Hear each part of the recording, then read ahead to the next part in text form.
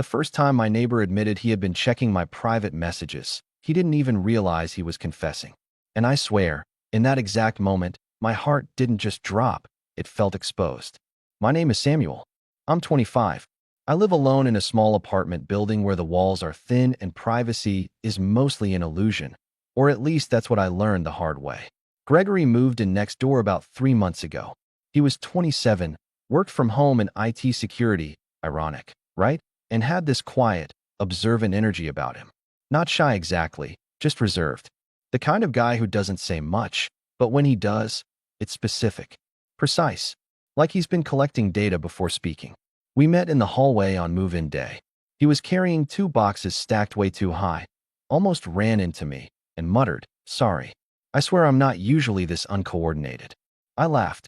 "You moved in alone. That's brave." "Or stupid," he replied. That was our beginning. At first, it was casual neighbor stuff. Small talk at the mailbox.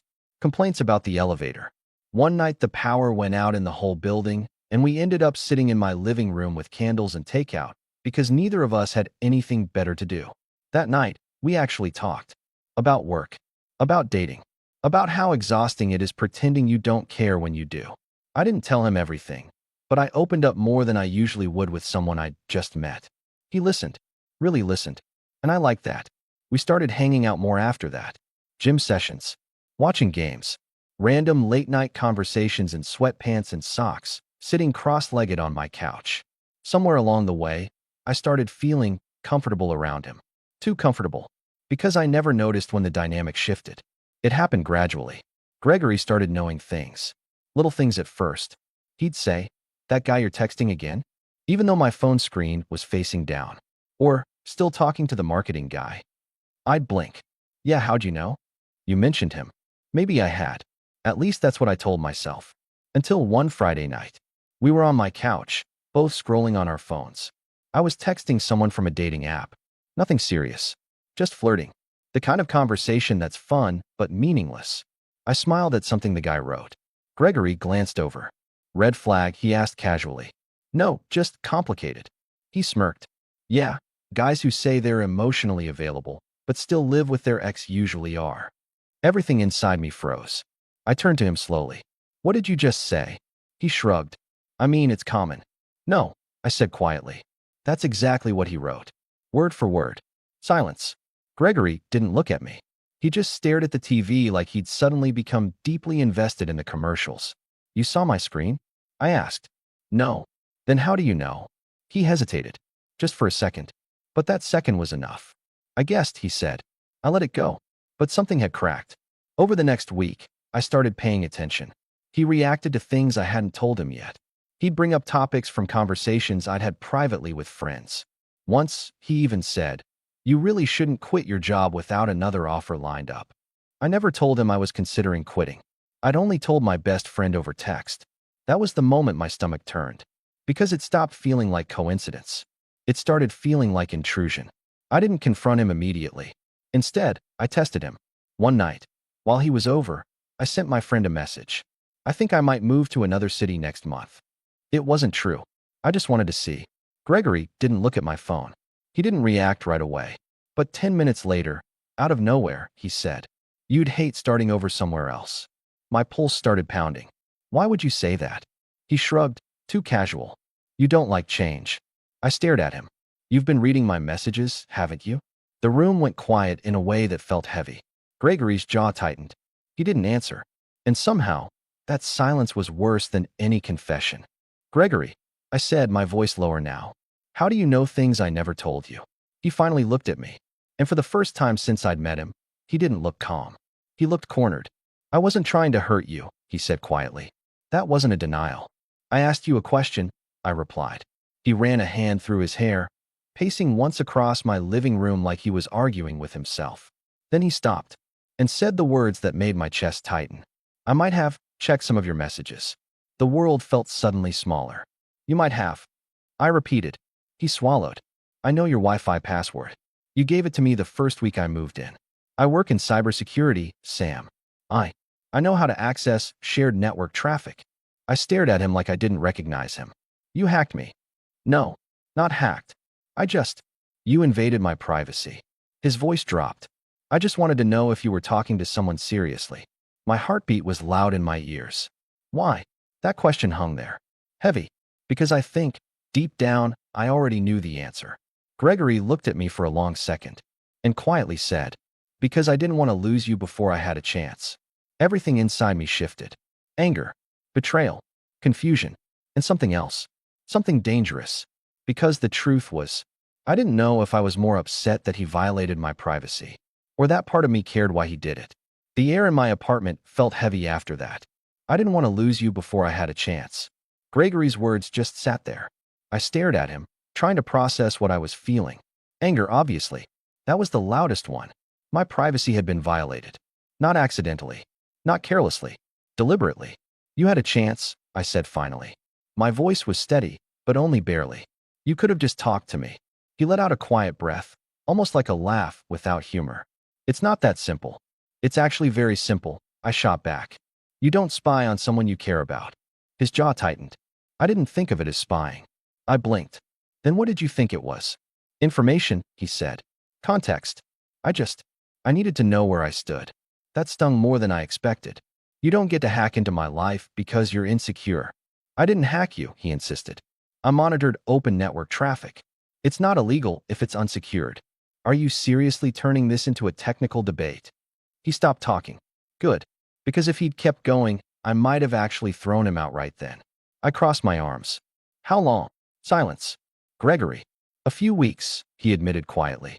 My stomach twisted. A few weeks. I repeated. So every conversation I've had. Not every, he cut in quickly. Just sometimes. When I saw certain apps active, my heart dropped lower. You track my apps too? I could see encrypted traffic spikes. I didn't read everything word for word. That's not the point. My voice echoed in the room. He flinched slightly. I'd never seen him react like that before. And that's when I noticed something else.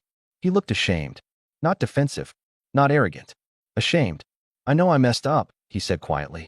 I crossed a line. You obliterated the line. I panicked, he replied. You were talking to other guys. Going on dates.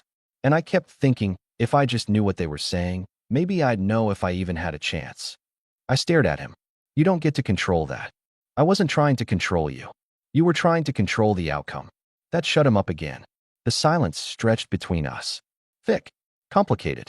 And beneath the anger, beneath the betrayal, there was something I didn't want to admit. Because he wasn't jealous like someone territorial. He was jealous like someone scared. That didn't excuse it, but it complicated it. Why didn't you just tell me how you felt? I asked quietly. He looked at me then. Really looked at me. Because you seemed happy. With who? With anyone who wasn't me. That hit harder than I expected. I exhaled slowly. You don't get to decide how I feel without asking. I know. And you don't get to invade my privacy because you're afraid. I know. His voice wasn't defensive anymore. It was low. Honest. I've never done anything like this before, he continued. I don't usually care this much. That wasn't romantic. It was raw. And I hated that it made my chest tighten. You realize, I said carefully, that this makes it hard to trust you. I know, he repeated. And trust is kind of the bare minimum. He nodded. For a moment, neither of us moved. Then he said something that shifted everything again. I deleted everything. What? The monitoring tools. The scripts. I wiped them the second you confronted me. I narrowed my eyes. Before I confronted you? He hesitated. No. After you asked if I was reading your messages. So he had known I was onto him. You were waiting for me to figure it out? I said. I was hoping you wouldn't. At least he was honest. I walked toward the window, running a hand over my face. Part of me wanted to kick him out. Slam the door. Change the Wi-Fi password. Block him everywhere. But another part of me, the honest part, kept replaying the way he said, I didn't want to lose you before I had a chance. Did you read anything personal? I asked without turning around. Yes, he said. That hurt. Did you judge me? No. Did you laugh? Never. His answer came instantly that time. I turned back to him. Then what did you feel? He swallowed. Jealous. Scared. And stupid. The room felt smaller again. You know what the worst part is? I said quietly. He shook his head. I might have given you a chance. His expression shifted. What? If you'd just told me you liked me, I continued, instead of acting like my emotional surveillance system. Something vulnerable flickered across his face. You would have, he asked. I don't know, I admitted. Maybe. I like being around you. I just didn't know this version of you existed. The version that makes terrible decisions? The version that cares enough to make terrible decisions. He gave a weak huff of a laugh. That's not flattering. It's not supposed to be. Silence again. But this one felt different. Less explosive. More unresolved. So what now? He asked quietly. That was the question, wasn't it? Because trust, once cracked, doesn't magically fix itself. And attraction doesn't magically disappear either. I looked at him. You don't get access to me until I decide you've earned it back. He nodded immediately. Okay. No more monitoring. No accidental guesses. No games. Okay. And if I find out you're lying to me again? You won't. The certainty in his voice made me pause. He wasn't defensive. He was determined. I walked closer to him, stopping just a foot away. You hurt me, I said softly. I know, but I don't want you out of my life. His breath hitched slightly.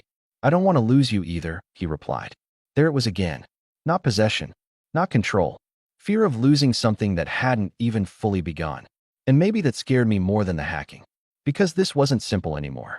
This was two grown men, both over 21, both capable of making mistakes, standing in my living room, trying to figure out if something broken could still become something real. I stepped back. You should go home, I said. He nodded. At the door, he paused. I'm sorry, Samuel. This time, he said my name like it mattered. After he left, I locked the door, changed my Wi-Fi password, sat on the couch, and stared at my phone. Because the strangest part? I wasn't wondering if he'd read my messages anymore. I was wondering what he would have said if he'd just asked instead. The next morning felt weirdly normal. That was the worst part. Sunlight through the blinds. Coffee brewing. My phone buzzing with work emails. Everything looked exactly the same. Except now I knew the guy next door had been secretly reading parts of my digital life. I barely slept. Every time I closed my eyes, I kept replaying the conversation. The way Gregory looked when he admitted it. The way he didn't try to justify it once I pushed past the technical nonsense. And the way my chest tightened when he said he didn't want to lose me. I hated that part. Because anger would have been easier. At around 10 a.m., I heard movement in the hallway. His door opening. Closing. Footsteps. Normally, I wouldn't even notice. Now, every sound felt amplified. My phone buzzed. Gregory, I won't come over. Just wanted to say again, I'm sorry. I stared at the message for a full minute. No excuses. No pressure. Just that. I didn't reply. Instead, I opened my Wi-Fi settings again just to make sure the password had changed properly. I even restarted the router like I was performing some kind of emotional cleanse. It helped a little, but trust doesn't reboot that easily. That evening, I went out with a friend. Not a date. Just drinks. I needed outside perspective. I didn't tell him the full story, just that someone close to me had crossed a privacy line. Did he apologize? My friend asked. Yes. Did he own it? Yes. Is he a bad person? I hesitated. No. Then it's about whether you can rebuild trust, not whether he deserves forgiveness. That stuck with me, because Gregory didn't feel malicious. He felt scared, and stupid, and human. Still, that didn't mean I could just ignore it. When I got home, his lights were on. I stood in my hallway for a second before knocking on his door. I don't know why I did it. Maybe because unresolved tension feels worse than confrontation. He opened the door almost immediately, like he'd been near it. Hey, he said quietly. Hey. Neither of us moved for a second. Then he stepped aside. Do you want to come in? I nodded. His apartment looked exactly like mine. Same layout, slightly different furniture. But it felt more controlled. Cleaner. Organized. Predictable. Gregory shut the door behind me. I haven't touched anything, he said immediately. Network-wise, I don't even have the tools installed anymore. I didn't come here to audit you, I replied. He gave a small, nervous nod. We stood in the middle of his living room like two people who didn't know whether they were about to fight or confess something bigger. I've been thinking, I said. Okay, what you did wasn't just about jealousy. He swallowed. It was about control, I continued. You wanted certainty. He didn't argue. I hate uncertainty, he admitted quietly, especially when it comes to people. Why? He hesitated. Then, for the first time since I'd known him, he let the guard down completely. My last relationship ended because I didn't see it coming. I thought everything was fine. He was already emotionally somewhere else, and I had no idea. That doesn't justify this. I know. I'm just trying to understand. He nodded slowly. I promised myself I'd never be blindsided like that again, he continued. And when you started going on dates, I felt it happening again. That fear, like I was about to lose something I hadn't even gotten to try for. The honesty in his voice made it hard to stay purely angry. You can't prevent loss by controlling information, I said softly. I know. You just create new reasons to lose someone. He looked down at that. Silence stretched between us. Then I asked the question that had been sitting in my chest all day. If you hadn't read anything, what would you have done? He looked up at me. I would have asked you out. Why didn't you? Because I didn't know if I stood a chance. That's not how chances work. A small, humorless smile crossed his face. I'm aware of that now. I exhaled. Do you like me? I asked directly. He didn't hesitate this time. Yes. The word was steady, grounded, not dramatic, just true. And not because you monitored me, I added. No, he said immediately. Before that. That's why I started looking in the first place. There it was again. The vulnerability. I stepped closer. You hurt me, I said. I know. And I'm not over it. I don't expect you to be. But I also don't want to pretend this didn't come from something real. His eyes softened slightly. So what does that mean? He asked carefully. It means, I said slowly, that if there's any version of this where we try something, it has to start clean. Clean. No secrets. No tech games. No paranoia. He nodded quickly. Okay. And you don't get reassurance through surveillance. I won't, he said. No hesitation. I searched his face for doubt. There wasn't any. Just focus. You get reassurance the normal way, I continued. How's that? You ask.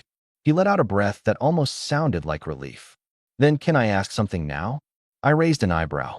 Are you still talking to the marketing guy from Cluj? I stared at him. He held up his hands immediately. Not like that. I swear. I need to know if I'm too late. I felt something shift in my chest. No, I said. I'm not. The way his shoulders relaxed at that answer told me more than anything else could. And Gregory? I added. Yeah. If I find out you ever invade my privacy again. You won't, he said firmly. I held his gaze. And for the first time since this whole mess started, I believed him. He stepped a little closer. Not touching. Just close enough to feel the tension change. Can I ask something else? He said. Depends. Can I take you on an actual date? Not monitoring. Not observing. Not predicting. Asking. I let the silence hang for a moment. Then I said, yes, but you're earning it. The smallest smile pulled at his lips. Fair. And somehow, standing there in his apartment, after betrayal, after anger, after confession, it didn't feel like control anymore. It felt like a choice. Our first date was awkward. Not bad. Just loaded. Gregory picked a small restaurant about 10 minutes from our building, neutral territory. Not my place. Not his. Somewhere that didn't carry the weight of routers and broken trust. He showed up exactly on time. No hoodie. No sweats. Just dark jeans and a simple black shirt that fit him a little too well. He looked nervous. Controlled, but nervous. Hi, he said, like we hadn't just had the most complicated week of our lives. Hi. For a second, we both smiled like idiots. Then we sat down. The first 10 minutes were painfully normal. Work updates. Traffic complaints. The waiter interrupting at all the wrong moments. But underneath it, there was something fragile. Rebuilding mode. Halfway through dinner, I leaned back in my chair and said, so, no monitoring tonight. He almost choked on his water. Jesus, Samuel. What? I shrugged. Just checking. He wiped his mouth, then looked at me seriously. No, I don't even want to think about it. I deleted everything. Factory reset my laptop. Reset my network settings. I even disabled packet analysis tools I use for work. That made me pause. You didn't have to go that far. I did, he said quietly. For me, that hit differently. Because that wasn't about impressing me. That was about correcting himself.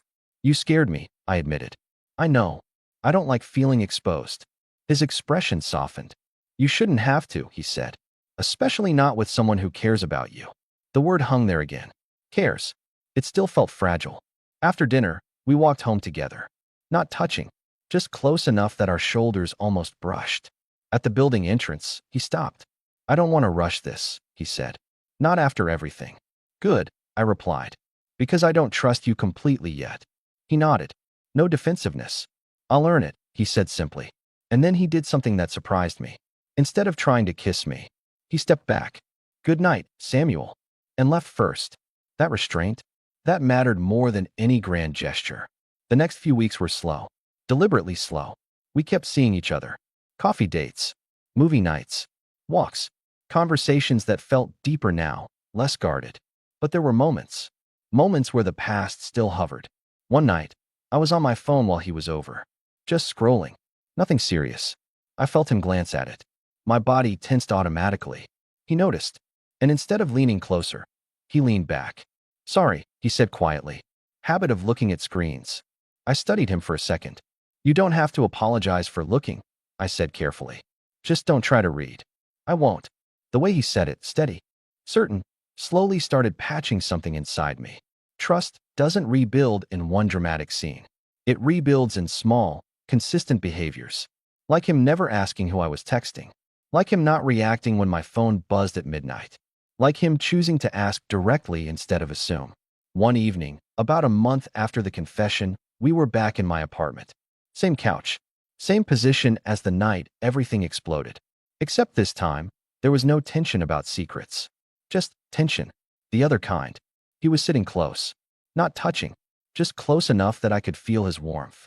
"You know," he said quietly, "there's something I've been thinking about." "That sounds dangerous."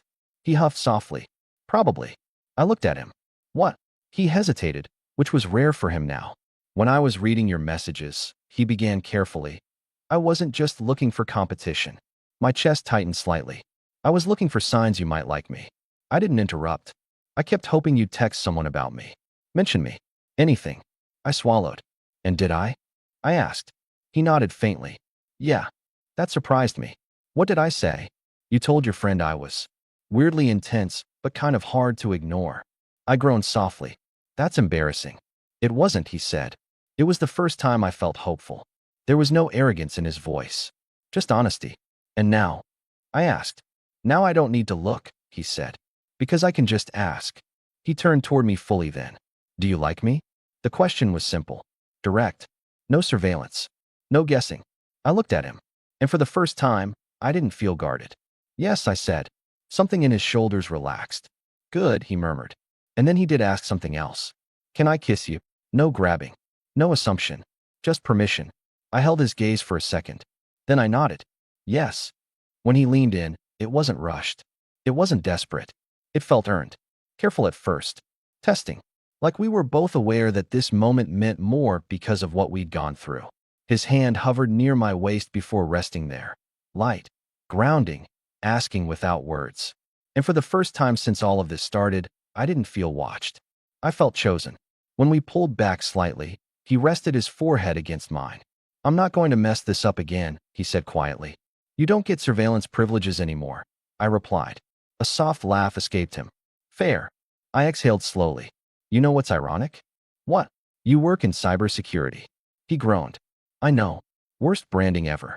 I smiled faintly. "But maybe this is better," I added. "Better how?" "Now you actually have to trust something without analyzing it." He looked at me like that sentence hit somewhere deep. "Yeah," he said quietly. "I do." And standing there, in the same apartment where everything almost fell apart, it didn't feel like a broken start anymore. It felt like two adults, 21 plus, flawed, stubborn, human, choosing to try again. Without scripts. Without monitoring. Just us. The first night Gregory stayed over after everything. I didn't tell him he could. He just didn't leave. We were on my couch again, legs tangled this time, the movie long forgotten. It was past midnight, the city quiet outside, and neither of us seemed in a hurry to break the moment. "Are you tired?" he asked softly. "Not really." He nodded once, like he was processing something. "Can I stay?" There it was again. Asking. Not assuming. Not positioning himself like he belonged. Just asking. "Yes," I said. And that felt bigger than it should have. We got into my bed carefully, like we were both aware this wasn't just about sleeping. There was history here now. Mistakes. Repair. Permission. He lay on his back at first, staring at the ceiling like he was trying not to accidentally cross a line. "You don't have to freeze," I muttered. "I'm trying to behave. You're allowed to move." He turned slightly toward me. "Are you sure?" "Yes." His hand brushed my arm slowly, deliberately. Not testing boundaries, checking them. "You okay?" he asked. "I'm okay." The way he kept checking in should have annoyed me. Instead, it made something in my chest feel steady. Because before, he'd tried to control outcomes silently. Now he was choosing vulnerability out loud. There's a difference. A week later, something small happened that told me everything I needed to know. I was in the shower. My phone buzzed twice on the counter.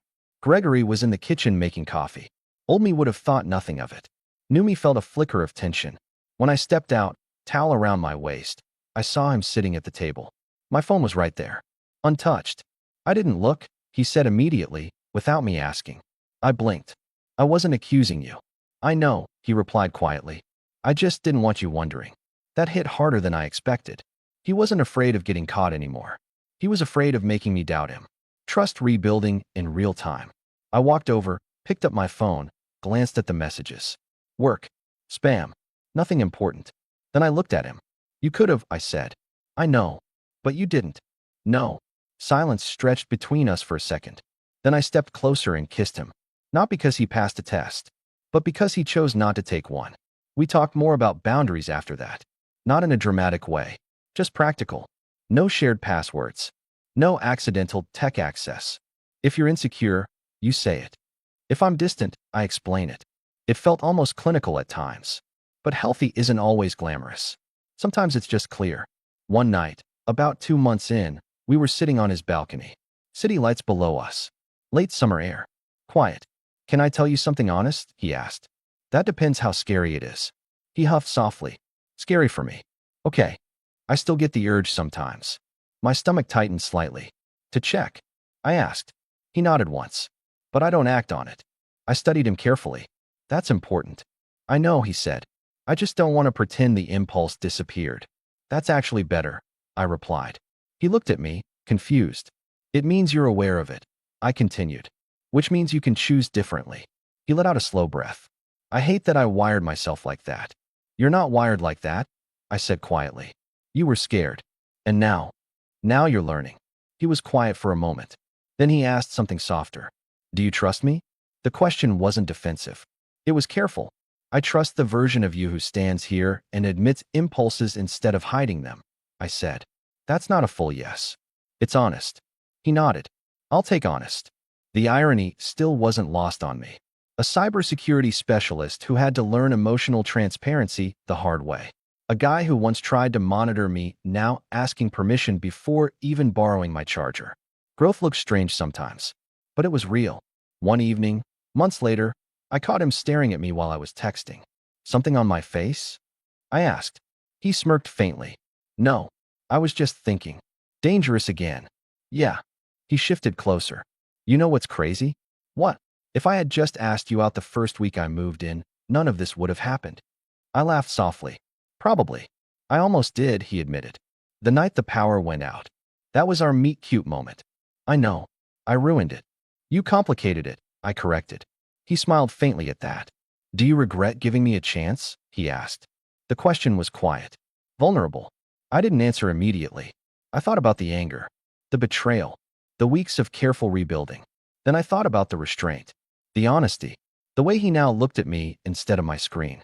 No, I said finally. His shoulders dropped slightly, like he'd been bracing for impact. But, I added. He groaned. There's always a but. If you ever do anything like that again, I won't rebuild twice. His expression turned serious. I won't, he said. Not defensive. Certain. And for the first time since this whole thing started, I didn't feel like I needed to monitor him back. That's when I knew something real had shifted. Because trust isn't the absence of temptation. It's the choice not to act on it.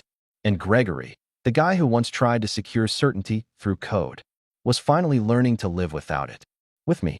It happened on a random Thursday. The kind of day that doesn't feel important until it becomes important. I was at work when Gregory texted me. Can we talk tonight? That message. Short. Neutral. Dangerous. My stomach tightened immediately. About. I replied. Just something I should have told you earlier. That was worse. By the time I got home, my brain had already invented 10 worst-case scenarios. Old scripts. Hidden accounts. Some delayed confession that would undo months of rebuilding. He was sitting on my couch when I walked in. Not pacing. Not avoiding eye contact. Just sitting there, hands clasped together. Hey, he said. Hey. I dropped my keys slowly. What's going on? He inhaled once, steadying himself. My ex contacted me. There it was. Something sharp flickered in my chest. When? I asked, keeping my voice neutral. Yesterday. And you're telling me now? Yes. I watched him carefully. Okay. He nodded, like he expected more anger. He emailed me. Gregory continued. Not text. Not social media. Email. What did he say?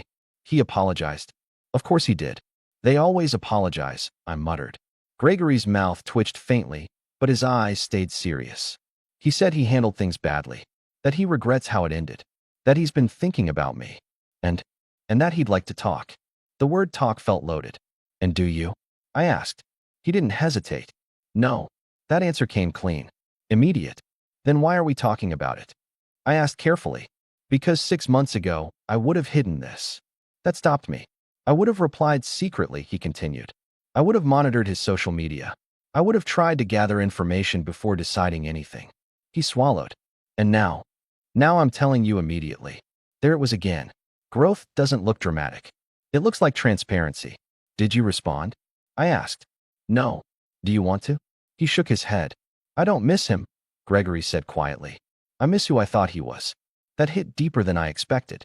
And I don't want unresolved ghosts interfering with something real, he added. I walked closer, studying him. You're sure this isn't about closure? He held my gaze. I got closure the day I realized I deserved honesty. That one landed. Because that was the irony, wasn't it? He'd once violated my privacy because he was afraid of being blindsided. Now he was choosing transparency even when he didn't have to. Can I see the email? I asked. Not because I didn't trust him, but because I wanted to test something in myself. He handed me his phone without hesitation. No hovering. No explanation. Just trust. I read it. It was exactly what he said. Regret. Nostalgia. An opening door. I handed the phone back.